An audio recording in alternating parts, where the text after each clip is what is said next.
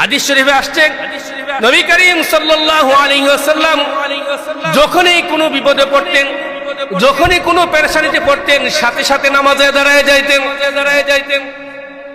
এবার বলেন নবীর যেই কাজ আমাদের কি, সেই কাজ নবীর সুন্নত আমাদের জন্য অবশ্যক পালনীয়। নবী করিম সাল্লাল্লাহু আলাইহি ওয়াসাল্লাম যেগুলা করে গেছেন এগুলো আমাদের জন্য আদর্শ, আমাদের জন্য আব্রাহাম লিঙ্কন আদর্শ নয়, আমাদের জন্য গণতন্ত্রের প্রতিষ্ঠাতা আমাদের আদর্শ নয়। আমাদের আদর্শ হলো মুহাম্মাদুর রাসূলুল্লাহ। নবী করিম সাল্লাল্লাহু আলাইহি ওয়াসাল্লাম যখনই কোনো বিপদে পড়তেন, যখনই কোনো পেরেশানিতে পড়তেন, সাথে সাথে নামাজে দাঁড়ায় যাইতেন।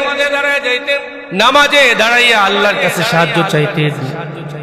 ভাই, আল্লাহ তাআলার হুকুম, তুমি সাহায্য চাও। ও ইমানদার, সাহায্য চাও, বিপদে পড়ছো, আমি আল্লাহর কাছে সাহায্য চাও। ও ইমানদার, তোমার রিজিকের অভাব, আলা মিন মুস্তারজিকিন ফারজুকাহ।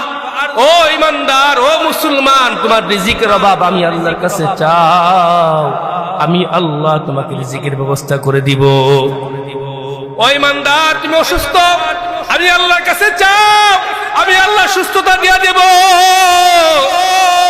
ও ইমানদার, তোমার বড় বিপদ হয়েছে, দুনিয়ার কারো কাছে না, আমি আল্লাহর কাছে চাও, আমি আল্লাহ তোমাকে এই বিপদ থেকে উদ্ধার করে দেব।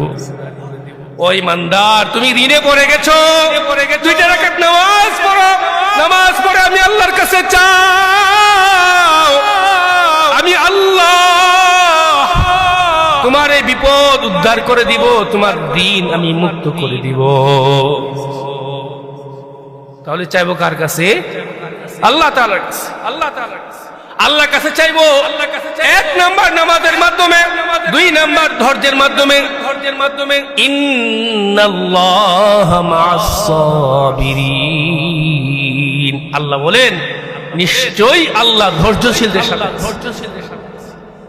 আমার উপর কেউ জুলুম করছে, আমি ধৈর্য দান করলাম, আল্লাহ আমার সাথে আছে। আমার উপর কেউ অন্যায় অবিচার ভাবে আমার উপর অত্যাচার করে, জুলুম করে, মনে রাখবেন দুনিয়ার কেউ আমার সাথে নাই। আমার টাকার জোর নাই, এজন্য কেউ আমার পাশে থাকে না। আমার অর্থের বল নাই, কেউ আমার পাশে থাকে না। আমার জনবল নাই, কেউ আমার পাশে থাকে না। আমি মাজলুম, আমি ধৈর্য ধারণ যদি করতে পারি। আল্লাহ তাআলা বলেন, ও মুমিন, ও ইমানদার, দুনিয়ার কেউ যদি তোর সাথে নাও থাকে, ও ইমানদার, ইন্নাল্লাহা মা'আস সাবিরিন। মনে রাখবি, আমি আল্লাহ তোর সাথে আছি। আল্লাহ যদি সাথে থাকে আর কোনো ভয় আছে? আর কোনো ভয় নেই। আল্লাহ বলেন ইন্নাল্লাহা মা'আস সাবিরিন। এবার বলেন, আল্লাহ সাথে থাকতে হলে, আল্লাহর সাহায্য পাইতে হলে কয়টা মাধ্যম? 2টা মাধ্যম। কয়টা মাধ্যম? একটা হলো নামাজ, আরেকটা হলো ধৈর্য। একটা কি? নামাজ, আরেকটা ধৈর্য। এই 2 মাধ্যমে আল্লাহর কাছে সাহায্য চাইতে হবে।